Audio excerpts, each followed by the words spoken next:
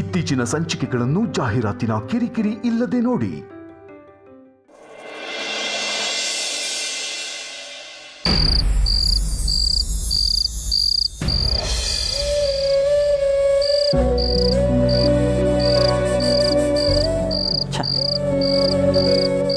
Owner ಬೇರೆ ಇವತ್ತೇ ಬರಬೇಕಾಗಿತ್ತು. ಅನ್ಯಾಯವಾಗಿ ವೇದಾಂತ್ ಮತ್ತೆ ವೈದೇಹಿ ಮುಂದೆ ಮರ್ಯಾದೆನೆಲ್ಲ ಹಾಳು ಮಾಡ್ಬಿಟ್ಟ. ಸಾಲದಕ್ಕೆ ಬಾಡಿಗೆ ಬೇರೆ ಜಾಸ್ತಿ ಕೇಳ್ದ. ಏನು ಮಾಡೋದು ಅಂತ ಗೊತ್ತಾಗ್ತಾ ಇಲ್ಲ. ಈ ಅಮ್ಮು ವೇದಾಂತ್ ಜಗಳ ಮಾಡ್ಕೊಳ್ಳದೆ ಹೋಗಿದ್ದಿದ್ರೆ ಇರೋ ಬಾಡಿಗೆಗೆ ಒಪ್ಪಿಸ್ಬೋದಾಗಿತ್ತು. ಇವರಿಬ್ರು ಕೋಪದ ಕೈಗೆ ಬುದ್ಧಿ ಕೊಟ್ಟು ಎಲ್ಲ ಹಾಳು ಮಾಡಿಬಿಟ್ರು. ಈಗ ದೇವರೇ ನಮ್ಮನ್ನು ಕಾಪಾಡಬೇಕು ರೀ. ಬರೀ ಯಾಕಾದ್ರೂ ಮಧ್ಯಮ ವರ್ಗದಲ್ಲಿ ಹುಟ್ಬಿಟ್ಟು ಅನ್ಸುತ್ತೆ. ಅಪ್ಪನ ಕಾಲದಲ್ಲೂ ಕಷ್ಟಪಡೋದು ತಪ್ಪಲಿಲ್ಲ, ಮಕ್ಕಳ ಕಾಲದಲ್ಲೂ ಕಷ್ಟಪಡೋದು ತಪ್ಪಲಿಲ್ಲ. ಹೀಗೆ ಕಷ್ಟಪಡ್ತಾ ಪಡ್ತಾ ಸತ್ತೇ ಹೋಗ್ತೀನೇನೋ ನಾನು. ರೀ ಬಿಡ್ತು ಅನ್ನಿ, ಯಾಕೆ ಹಾಗೆಲ್ಲ ಮಾತಾಡ್ತಿದ್ದೀರಾ? ದೇವರೇ ಒಂದು ದಾರಿ ತೋರಿಸ್ತಾನೆ ಬಿಡಿ. ಪರಿಮಳಕ್ಕ, ಪರಿಮಳಕ್ಕ, ಏನ್ ಗಂಡ ಹೆಂಡತಿ ಇಬ್ರು ಸುಮ್ಮನೆ ಕುತ್ಕೋಬಿಟ್ಟಿದ್ದೀರಾ? ಯಾಕೆ, ಏನಾಯ್ತು? ಏನಿಲ್ಲ ಸುಶೀಲಾ, ಹಾಗೆ ಮಾತಾಡ್ತಾ ಕೂತಿದ್ವಿ. ಪರಿಮಳಕ್ಕ, ಅಂದಾಗೆ ನಾಳೆ ಜಯರಾಮ್ ಲೇಔಟ್ಗೆ ಸೈಟ್ ನೋಡಕ್ ಹೋಗ್ತಾ ಇದೀವಿ. ಸಾಧ್ಯ ಆದ್ರೆ ನೀವು ನನ್ನ ಜೊತೆ ಬನ್ನಿ. ಸುಶೀಲಮ್ನವ್ರೆ, ನಿಮಗೆ ನಮ್ಮ ಪರಿಸ್ಥಿತಿ ಗೊತ್ತಿದೆ ಅಂತ ಅನ್ಕೋತೀನಿ. ಒಂದು ತುತ್ತು ಜಾಸ್ತಿ ತಿಂದರೂ ನಾಳೆಗೆ ಆಗ್ತಲ್ಲ ಅಂತ ಯೋಚನೆ ಮಾಡೋರು ನಾವು. ಹತ್ರ ಬಾಡಿಗೆ ಕಟ್ಟೋದಕ್ಕೆ ದುಡ್ಡಿರೋದಿಲ್ಲ, ಇನ್ನು ಸೈಟಲ್ಲಿಂದ ಬಂತು. ನಿಜ ಹೇಳಬೇಕು ಅಂದರೆ ಮುಂದಿನ ತಿಂಗಳು ರೇಷನ್ ತಗೊಳ್ಳೋದಕ್ಕೆ ನಮ್ಮ ಹತ್ರ ದುಡ್ಡಿಲ್ಲ. ನೀವು ಸೈಟ್ ಬಗ್ಗೆ ಮಾತಾಡ್ತಾ ಇದ್ದೀರಲ್ಲ, ಅದೆಲ್ಲ ಆಗದೆ ಹೋಗದೆ ಇರೋ ಮಾತು. ನೀವು ಹೋಗಿ ಬನ್ನಿ. ಹೌದು ಸುಶೀಲಾ, ಸಮುದ್ರ ನೋಡಿ ಖುಷಿ ಪಡಬೇಕು, ಅದ್ರಲ್ಲಿ ಇಳಿದು ಆಳ ಎಷ್ಟಿದೆ ಅಂತ ನೋಡಕ್ ಹೋಗ್ಬಾರ್ದು. ಅಯ್ಯೋ, ನಾನೇ ನಾಳೆನೆ ಸೈಟ್ ತಗೊಳ್ತೀನಿ ಅನ್ಕೊಂಡಿದ್ದೀರಾ? ಮಾರ್ಕೆಟ್ನಲ್ಲಿ ಸೈಟ್ ಬೆಲೆ ಎಷ್ಟಾಗಿದೆ ಅಂತ ತಿಳ್ಕೊಳಕ್ ಹೋಗ್ತಾ ಇದ್ದೀನಿ. ಅಷ್ಟಕ್ಕೂ ನಾನೇನು ನನ್ನ ದುಡ್ಡು ಖರ್ಚು ಮಾಡ್ಕೊಂಡು ಹೋಗ್ತಿಲ್ಲ. ಲೇಔಟ್ ಅವರೇ ಗಾಡಿಲಿ ನಮ್ಮನ್ನ ಕರ್ಕೊಂಡೋಗಿ ಮತ್ತೆ ವಾಪಸ್ ಕರ್ಕೊಂಡ್ಬಂದು ಬಿಡ್ತಾರಂತೆ. ಅದಕ್ಕೆ ಹೋಗೋಣ ಅನ್ಕೊಂಡಿದ್ದೀನಿ. ಇದರಲ್ಲಿ ಕಳ್ಕೊಳ್ಳೋದೇನಿದೆ, ಬನ್ನಿ ಹೋಗಿ ಬರೋಣ. ಬೇಡ ಸುಶೀಲಾ, ಸೈಟ್ ನೋಡಿದ್ರೆ ಮನ್ಸಲ್ಲೇ ಮನೆ ಕಟ್ಟಕ್ಕೆ ಶುರು ಮಾಡಿಬಿಡ್ತೀವಿ. ಈ ಮನೆಗೆ ಬಾಡಿಗೆನೇ ಕಟ್ಟಕ್ಕಾಗ್ತಿಲ್ಲ, ಇನ್ನು ಸೈಟ್ ತಗೊಂಡು ಮನೆ ಕಟ್ಸಕ್ಕಾಗತ್ತಾ? ಬೇಡಮ್ಮ, ನೀನು ಹೋಗ್ಬಿಡ್ಬ. ಮಿಡಿಲ್ ಕ್ಲಾಸ್ ಅವ್ರ ಹಣೆ ಬರನೇ ಅಷ್ಟೇ ಪರಿಮಳಕ್ಕ. 6ಕ್ಕೆ ಹೇಳಲ್ಲ, 3ಕ್ಕೆ ಇಳಿಯಲ್ಲ. ನಾವಂತೂ ಸೈಟ್ ತಗೊಳಕ್ ಆಗೋದಿಲ್ಲ. ಕಡೆ ಪಕ್ಷ ನೋಡ್ಕೊಂಡಾದ್ರೂ ಬರೋಣ. ಹೌದು ಪರಿ, ನಾವು ಸೈಟ್ ತಗೊಂಡು ಮನೆ ಕಟ್ಟೋದು ದೂರದ ಮಾತೆ. ಸುಶೀಲಮ್ನವ್ರು ಹೇಳ್ದಂಗೆ ಒಂದ್ಸಲ ಹೋಗಿ ನೋಡ್ಕೊಂಡು ಬಂದ್ಬಿಡೋಣ. ನಾಳೆ ನೀನು ರೆಡಿಯಾಗು, ನಾವಿಬ್ಬರು ಒಟ್ಟಿಗೆ ಹೋಗಿದ್ದು ಬರೋಣ. ಸರಿ, ನಮ್ಮಿಷ್ಟ.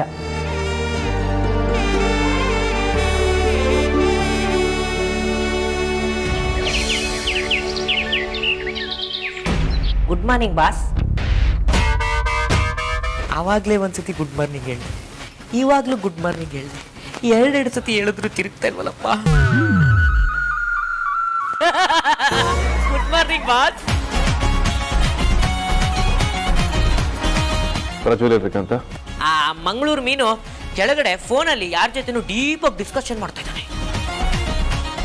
ಬಾಸ್, ಅದು ಲೇಟ್ ಆಯ್ತು, ನೀವು ರೆಡಿನಾ? ಹೊರಡೋಣ. ನಾನು ನಿಮಗೆ ರೆಡಿ ಆಗಿರೋ ಥರ ಕಾಣ್ತೀನಿ. ನಾನು ಏನು ಮಾತಾಡಿದ್ರು ತಪ್ಪು ಕಂಡುಹಿಡಿತೀರಾ? ಸರಿ, ನಂದೇ ತಪ್ಪು. ಹೊರಡೋಣ ಬಾಸ್. ನಡೀರಿ. ಎಲ್ಲಿಗೂ ಸವಾರಿ ಹೊಟ್ಟಿದೆ, ಅದು ಈ ಕಾಂತನ್ ಕರ್ಕೊಂಡು.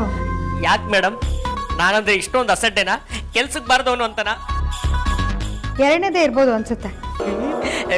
ಮೇಡಮ್, ಒಂದು ಚಿಕ್ಕ ಬೆಂಕಿ ಕಡ್ಡಿ ಇಡೀ ಮನೆನೇ ಸುಟ್ಟಾಕುತ್ತೆ ಅನ್ನೋದನ್ನ ಮರಿಬೇಡಿ. ಆ ಕೆಲ್ಸಕ್ಕೆ ನೀವು ಲಾಯಕ್. ವೇದಾಂತ್, ಎಲ್ಲಿಗೆ ಹೋಗ್ತಿದ್ದೀರಾ? ಯಾವ ಕಡೆ ಪಯಣ? ಬಜಾರಿ, ಎಲ್ಲಿಗಾದ್ರೂ ಹೊರಡ್ಬೇಕಾದ್ರೆ ಯಾಕೆ ಎಲ್ಲಿಗೆ ಅಂತ ಕೇಳಬಾರ್ದು ಅನ್ನೋದು ನಿನಗೆ ಗೊತ್ತಿಲ್ವಾ? ಕಾಂತನ ಹತ್ರ ಕತೆ ಹೊಡೆದಂಗೆ ನನ್ನ ಹತ್ರ ಕತೆ ಹೊಡಿಬೇಡ ವೇದಾಂತ್.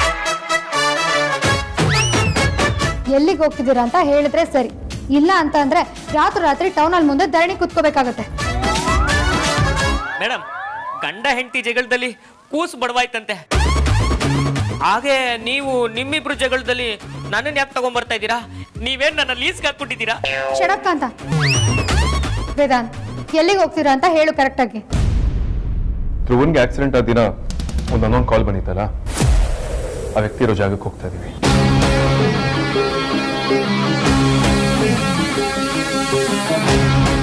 ವೇದಾಂತ್, ಈಗ ಅಲ್ಲಿಗೆ ಯಾಕೆ ಹೋಗ್ತಿದ್ದೀರಾ?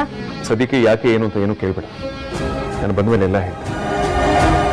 ಸರಿ, ಏನಾದರೂ ಇನ್ಫಾರ್ಮೇಶನ್ ಸಿಕ್ಕಿದ್ರೆ ಡೈರೆಕ್ಟಾಗಿ ಪೊಲೀಸಿಗೆ ಫೋನ್ ಮಾಡು. ನೀನೇ ಎಲ್ಲದಕ್ಕೂ ಇನ್ವಾಲ್ವ್ ಆಗೋದಕ್ಕೆ ಹೋಗ್ಬೇಡ. ಯಾರು ಯಾವ ಟೈಮಲ್ಲಿ ಹೇಗಿರ್ತಾರೆ ಅಂತ ಹೇಳೋದಕ್ಕೆ ಆಗಲ್ಲ. ಡೋಂಟ್ ವರಿ ಅಮ್ಮ, ನಾನೆಲ್ಲ ಪ್ಲಾನ್ ಮಾಡೇ ಹೊರಟಿದ್ದೆ.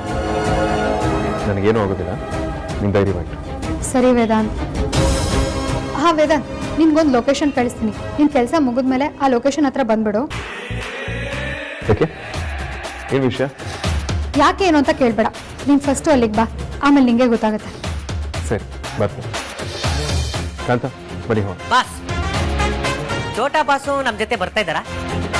ಇಲ್ಲ, ಅವನ್ನ ಬೇರೆ ಕೆಲಸದ ಮೇಲೆ ಹೊರಗಡೆ ಕಳಿಸಿದ್ವಿ. ನಾವು ಮಾತ್ರ ಹೋಗ್ತೇವೆ. ಹೋಗ್ಬ ಬಂದೇಕಂತ. ವೇದಾಂತ್, ಅಮ್ಮ, ಅಮ್ಮ ಇಲ್ಲಿ ಕಾಣ್ತಿಲ್ಲ. ಯಾರು ವೈದೇಹಿನ ನಿನ್ನ ಹೆಸರಲ್ಲಿ ಅರ್ಚನೆ ಮಾಡ್ಸಕ್ಕೆ ದೇವಸ್ಥಾನಕ್ಕೆ ಹೋಗಿದ್ದಾಳೆ. ಹೌದಾ? ಸರಿ ಅಮ್ಮ. ಅಮ್ಮ, ನನಗೆ ಆಫೀಸಿಗೆ ಟೈಮ್ ಆಯಿತು, ನಾನು ಹೋಗಿ ಬರ್ತೀನಿ. ಹೌದೌದು, ತುಂಬಾ ಟೈಮ್ ಆಗ್ತಾ ಇದೆ. ನಡೀರಿ ಬಸ್, ಹೊರಡೋಣ. ವೇದಾಂತ್, ಹುಷಾರ್. ಸರಿ.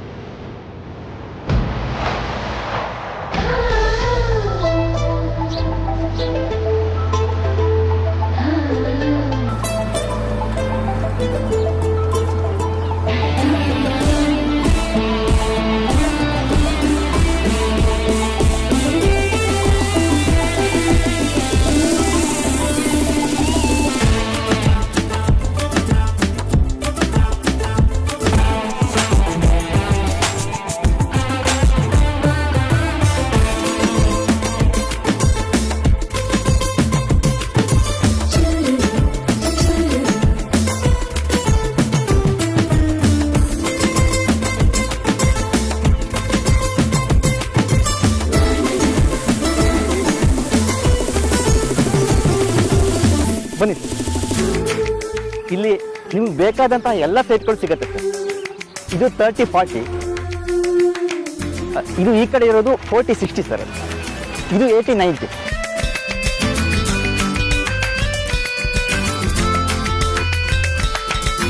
ನಮ್ಗೆ 30-40 ಸೈಟೇ ಸಾಕು, ಯಾಕಂದ್ರೆ ನಮ್ ಬಜೆಟ್ ಇರೋದೇ ಅಷ್ಟು ಅಲ್ವಾ ಪರಿಮಳಕ್ಕ?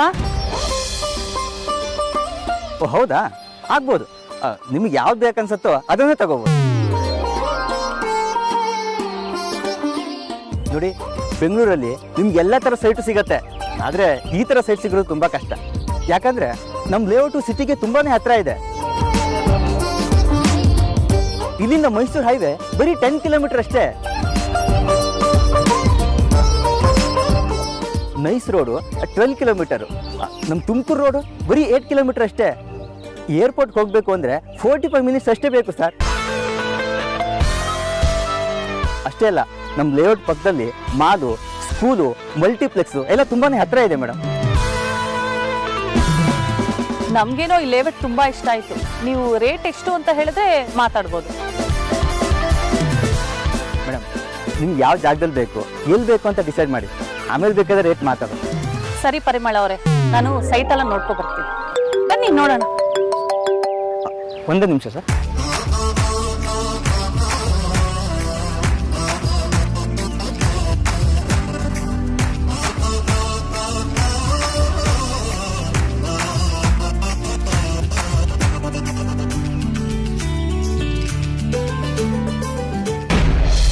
ನಾವ್ ಏನಾಗಬಾರ್ದು ಅಂತ ಅನ್ಕೊಂಡಿದ್ವೋ ಅದೇ ಆಗ್ತಾ ಇದೆ. ಆದಷ್ಟು ಬೇಗ ಈ ಜಾಗನ ಖಾಲಿ ಮಾಡಬೇಕು. ವಿಷಯ ಏನಂತ ಹೇಳು, ಆಮೇಲೆ ಏನ್ ಮಾಡ್ಬೇಕಂತ ನಾನು ಹೇಳ್ತೀನಿ. ರೀ, ವೇದಾಂತ್ಗೆ ನಾವ್ ಇಲ್ಲಿರೋದು ಹೇಗೋ ಗೊತ್ತಾಗಿದೆ. ಅವ್ನು ಯಾವಾಗ ಬೇಕಾದ್ರೆ ಇಲ್ಲಿ ಬರ್ಬೋದು. ನಿನ್ನೆ ಮೊನ್ನೆ ಹೇಗೋ ಸುಹಾಸಿನಿ ಅವಾಯ್ಡ್ ಮಾಡಿದ್ಲು, ಆದ್ರೆ ಇವತ್ತು ಅವನನ್ನ ಅವಾಯ್ಡ್ ಮಾಡಕ್ಕಾಗ್ಲಿಲ್ಲ. ಸ್ವಲ್ಪ ಹೊತ್ತಲ್ಲಿ ಇಲ್ಲಿ ಬಂದ್ಬಿಡ್ತಾನೆ. ಅವನು ಇಲ್ಲಿ ಬರೋಕ್ಕಿಂತ ಮುಂಚೆ ನಾವು ಹೇಗಾದ್ರೂ ಎಸ್ಕೇಪ್ ಆಗ್ಬೇಕು. ಏನು ಹೇಳ್ತಾ ಇದ್ದೀರಾ ಅದಕ್ಕೆ? ಅವ್ನಿಗೆ ಹೆದರಿ ನಾವು ತಲೆ ಮರೆಸ್ಕೋಬೇಕಾ? ಅವನೇನು ದೊಡ್ಡ ಹೀರೋನಾ? ಇಂಥ ಬಿಲ್ಡಪ್ನೆಲ್ಲ ಬೇಜಾನ್ ನೋಡಿದ್ದೀನಿ. ಅವನೇನಾದ್ರೂ ಇವತ್ತು ಇಲ್ಲಿ ಬಂದ್ರೆ ಅವ್ನ ಹೆಣ ಬೀಳಿಸ್ತೀನಿ. ತೇಜಸ್, ನೀನ್ ಭ್ರಮೆಲ್ ಬದುಕ್ತಿದ್ಯಾ ಅನ್ಸುತ್ತೆ. ಅದಕ್ಕೆ ನೀನು ಈ ರೀತಿ ಎಲ್ಲ ಮಾತಾಡ್ತಾ ಇರೋದು. ನಾನಲ್ಲ, ಅವ್ನು ಬಂದು ನಮ್ಮನ್ನೇನೋ ಮಾಡ್ಬಿಡ್ತಾನೆ ಅನ್ನೋ ಭ್ರಮೆಯಲ್ಲಿ ನೀವು ಬದುಕ್ತಾ ಇದ್ದೀರಾ. ಮೊದಲು ಅದರಿಂದ ಆಚೆ ಬನ್ನಿ. ಅವ್ರ ಅಪ್ಪನ್ನೇ ಬಿಟ್ಟಿಲ್ಲ ನಾವು, ಇನ್ನು ಅವನ್ ಬಿಡ್ತೀವ?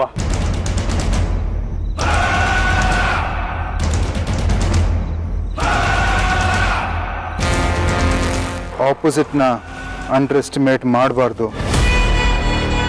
ಅಷ್ಟು ಈಸಿ ಆಗಿದ್ದಿದ್ರೆ ನಾವು ಇಷ್ಟು ವರ್ಷ ವೇಟ್ ಮಾಡೋದು ಬೇಕಿರಲಿಲ್ಲ.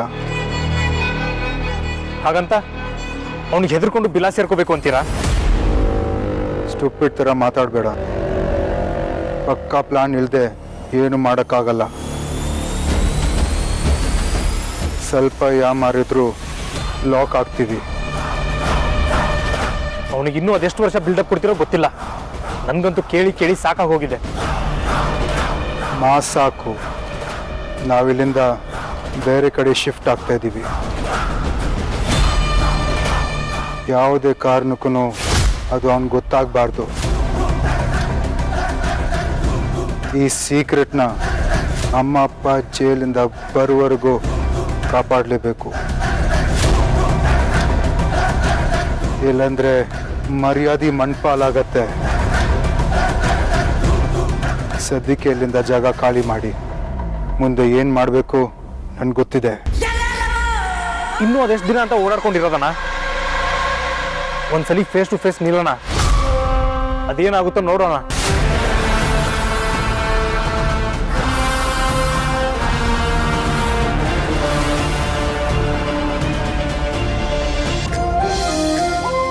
ಅಕ್ಕ ಅಕ್ಕ, ಆಮೋ ಬಂದೆ. ಬೇಗ ಬಾ ಅಕ್ಕ. 2 ನಿಮಿಷ.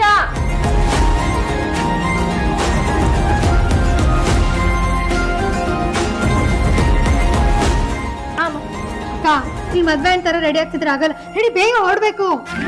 ಇದ್ರೊಳ್ಳೆ ಕತೆ ಆಯ್ತಲ್ಲ. ಮದ್ವೆ ಹೆಣ್ ಮಾತ್ರ ಸಿಂಗಾರ ಮಾಡ್ಕೊಬೇಕಾ? ಮದ್ವೆ ಆಗಿರೋರು ಮಾಡ್ಕೊಬಾರ್ದಾ? ಆಯ್ತಮ್ಮ ಪುಣ್ಯಾತ್ ಕಿತ್ತಿ, ರೆಡಿ ಆಗು. ಆದ್ರೆ ರೆಡಿ ಆಗ್ತೀನಿ ಅಂತ ಇಡೀ ದಿನ ಕನ್ನಡಿ ಮುಂದೆ ನಿಂತ್ಕೊಂಡ್ಬಿಡ್ಬೇಡ. ಅವರೆಲ್ಲ ವಾಪಸ್ ಬಂದ್ಮೇಲೆ ಹೋದ್ರೆ ಎಲ್ಲ ವೇಸ್ಟ್ ಆಗೋಗುತ್ತೆ. ಅದ್ ಸರಿ, ಅಪ್ಪ ಅಮ್ಮ ಮನೆಯಿಂದ ಹೊರಟ್ರ, ಇನ್ನು ಅಲ್ಲೇ ಈ ತರ ಕೇಳು. ಅವ್ರು ಹೋಗಿ ಹಳಬ್ರಾದ್ರು, ಇನ್ನೇನಿದ್ರು ನಾವ್ ಹೋಗ್ಬೇಕಷ್ಟೇ. ಡೈರೆಕ್ಟ್ ಆಗಿ ಸೈಟ್ ಹತ್ರ ಹೋಗೋದಿದ್ರೆ ಪರವಾಗಿಲ್ಲ, ಮನೆ ಹತ್ರ ಹೋಗಿ ಅಂಚುನ್ ಬೇರೆ ಪಿಕ್ ಮಾಡ್ಕೊಂಡು ಹೋಗ್ಬೇಕು. ನಿನ್ ಕತೆ ಎಲ್ಲ ಆಗಿರ್ಲಿ, ಮೊದ್ಲು ಅವ್ಳು ರೆಡಿ ಆಗಿದಲ್ಲ ಏನು ಕೇಳು.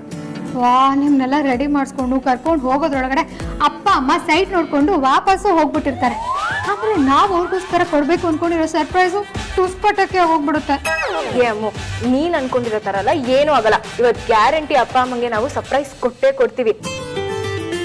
ಅಮ್ಮ ಸರ್ಪ್ರೈಸ್ ನ ನೋಡಿ ಆಕಾಶದಲ್ಲೇ ತೇಲಾಡ್ತಿರ್ತಾಳೆ, ನೋಡ್ತಿರು. ಸರಿ ಆಯ್ತು, ನಡಿವಾಗ ಹೋಗೋಣ, ಟೈಮ್ ಆಗ್ತಿದೆ. ಅಮ್ಮು, ಅತ್ತೆ ಕೇಳಿದ್ರೆ ಏನೇ ಹೇಳೋದು? ಕೇಳಕ್ಕೆ ಮನೇಲಿ ಇದ್ರೆ ತಾನೆ. ಅವ್ರ ದೇವಸ್ಥಾನಕ್ಕೆ ಹೋಗಿ ತುಂಬಾ ಹೊತ್ತಾಯ್ತು. ಕೇಳಿದ್ರೆ ನಿಮ್ ಮಾಜಿ ಅತ್ತೆ ಸುಹಾಸಿನಿ ಅತ್ತೆ ಕೇಳ್ಬೇಕಷ್ಟೆ. ಯಾಕೆ ಅಮ್ಮು ಮಾಜಿ ಅತ್ತೆ ಅಂತಲ್ಲ ಅಂತಿದ್ಯಾ? ಇಷ್ಟ ದಿನ ನಾವು ಅವ್ರನ್ನ ಅತ್ತೆ ಅಂತ ತಾನೇ ಕರಿತಿದ್ವಿ, ಮತ್ತ್ಯಾಕೆ ಮಾಜಿ ಅಂತಿದ್ಯಾ? ಆಗ ನೋಡಿದ್ರೆ ವೈದೇಹಿ ಅತ್ತೆನ ಅತ್ತೆ ಅಂತ ಒಪ್ಕೊಳಕ್ ಆಗ್ತಿಲ್ಲ. ನಮ್ ಸುಹಾಸಿನಿ ಅತ್ತೆನೆ ಅತ್ತೆ ಅಂತ ಅನ್ನಿಸ್ತಿದ್ದಾರೆ. ಒಪ್ಕೊಳಕ್ ಆಗ್ತಿಲ್ಲ ಅಂತಂದ್ರೆ ಏನು ನಿನ್ ಮಾತಿನ ಅರ್ಥ? ಅಂದ್ರೆ ಅವ್ರನ್ನ ಅತ್ತೆ ಅಂತ ಕರೆಯೋದಕ್ಕೆ ಯಾಕೋ ಮನ್ಸು ಒಪ್ತಿಲ್ಲ. ಸುವಾಸಿನಿ ಅತ್ತೆ ಜೊತೆ ಬೆಳೆದಿರೋ ಸಲಿಗೆ ಅವ್ರ ಜೊತೆ ಬೆಳೆದಿಲ್ವಲ್ಲ, ಅದಕ್ಕೆ ಹಾಗೆ ಹೇಳ್ದೆ ಅಷ್ಟೆ. ಏನಪ್ಪ, ನನಗೆ ಅವರಿಬ್ರು ಕನೆಕ್ಟ್ ಆಗ್ತಾ ಇಲ್ಲ. ವೈಜಯಂತಿ ಅಮ್ಮನೆ ನನಗೆ ತುಂಬಾ ಇಷ್ಟ. ಆಕ್ಚುಲಿ ನಂಗೆ ಅವ್ರು ಕನೆಕ್ಟ್ ಆಗ್ತಾರೆ. ನಾನ್ ಥಿಂಕ್ ಮಾಡಿತಾರನೆ ಅವರು ಥಿಂಕ್ ಮಾಡ್ತಾರೆ. ಒಂದೊಂದ್ಸಲ ವೈಜಯಂತಿ ಅಮ್ಮನ ಯಾಕೆ ನಮ್ಗೆ ಅತ್ತೆ ಆಗ್ಬಾರ್ದಿತ್ತು ಅಂತ ಅನ್ಸುತ್ತೆ. ಏನ್ ಮಾಡೋದು, ವೈದೇಹಿ ಅತ್ತೆನೆ ನಮ್ಗೆ ಅತ್ತೆ ಆಗಿ ಸಿಗ್ಬೇಕು ಅನ್ನೋದಿತ್ತು ಅನ್ಸುತ್ತೆ. ನನಗೂ ಹಾಗೆ ಅನ್ಸುತ್ತಮ್ಮ. ಆದ್ರೆ ಏನ್ ಮಾಡಕ್ಕಾಗುತ್ತೆ, ವೈದೇಹಿ ಅತ್ತೆ ನಮ್ಗೆ ಅಡ್ಜಸ್ಟ್ ಆಗ್ಲಿಲ್ಲ ಅಂದ್ರೆ ನಾವೇ ಅವ್ರಿಗೆ ಅಡ್ಜಸ್ಟ್ ಆದ್ರೆ ಆಯ್ತು. ಸರಿ ಬಿಡು, ಆಯ್ತು. ಅಯ್ಯೋ ಅಕ್ಕ, ನಾವೀಗ ಮಾತಾಡ್ಕೊಂಡೇ ಇರ್ತೀವಲ್ಲ, ಟೈಮ್ ಆಯ್ತು.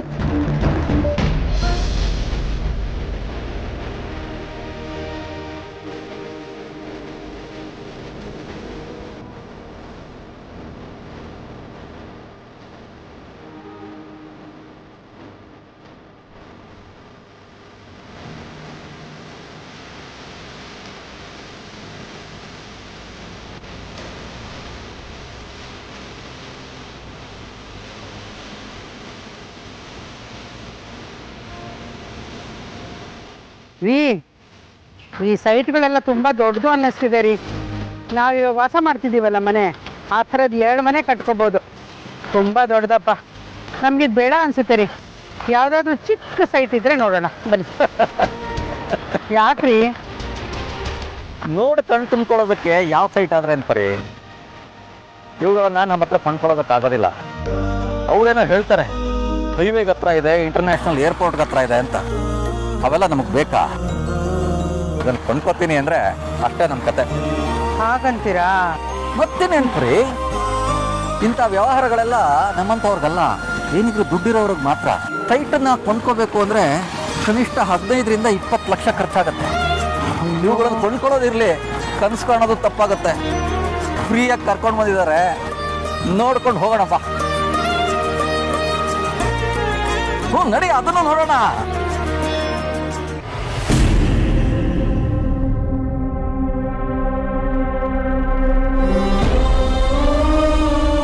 ವೇದಾಂತ್ ಜೀವಕ್ಕೆ ಅಪಾಯ ಇದೆ. ಅವನು ತುಂಬ ಹುಷಾರಾಗಿರಬೇಕು. ಇಲ್ಲ ಅಂದರೆ ಅವನಿಗೆ ಯಾವಾಗ ಏನು ಬೇಕಾದರೂ ಆಗಬಹುದು. ಪಾಪ, ಅವನು ತುಂಬ ಒಳ್ಳೆಯವನು. ಎಲ್ಲರನ್ನೂ ಬೇಗ ನಂಬ್ತಾನೆ. ಎಲ್ಲರೂ ನಮ್ಮವರು ಅಂತ ಅನ್ಕೋತಾನೆ. ಆದರೆ ಎಲ್ಲರೂ ಮೋಸ ಮಾಡೋರು. ಬರೀ ಹೊರಗಿನವ್ರು ಮಾತ್ರ ಅಲ್ಲ, ಒಳಗಿರೋರು ಮೋಸ ಮಾಡಬೇಕು, ಅಪಾಯ ಮಾಡಬೇಕು ಅಂತಾನೆ ನೋಡ್ತಾ ಇದ್ದಾರೆ. ಮೇಲಾಗಿ ವೇದಾಂತ್ ತುಂಬ ಪ್ರಾಮಾಣಿಕವಾದಂಥ ವ್ಯಕ್ತಿ. ಯಾವುದೇ ಸಾಕ್ಷಿ ಆಧಾರವಿಲ್ಲದೆ ಯಾವುದನ್ನು ನಂಬಲ್ಲ. ಆದರೂ ಮೋಸ ಮಾಡೋರು ಮೋಸ ಮಾಡ್ತಾನೆ ಇರ್ತಾರೆ.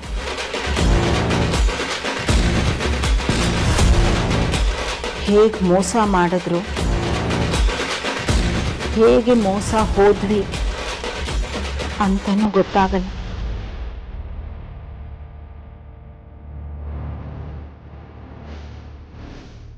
ಅದಕ್ಕೆ ಅವನು ತುಂಬ ಹುಷಾರಾಗಿರಬೇಕು.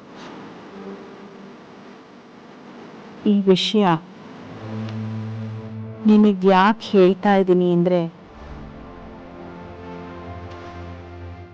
ನೀನು ಅವನ ಹೆಂಡತಿ. ಅವನನ್ನ ಕಾಪಾಡಿಕೊಳ್ಳೋ ಜವಾಬ್ದಾರಿ ನಿಂದು. ಇನ್ಮೇಲೆ ವೇದಾಂತ್ ವಿಷಯದಲ್ಲಿ ಹುಷಾರಾಗಿರಬೇಕು. ಅವನನ್ನ ಹೇಗಾದರೂ ನೀನು ಕಾಪಾಡ್ಕೋಬೇಕು. ಇಂತೆ ನಿಮ್ಮ ಹಿತೈಷಿ.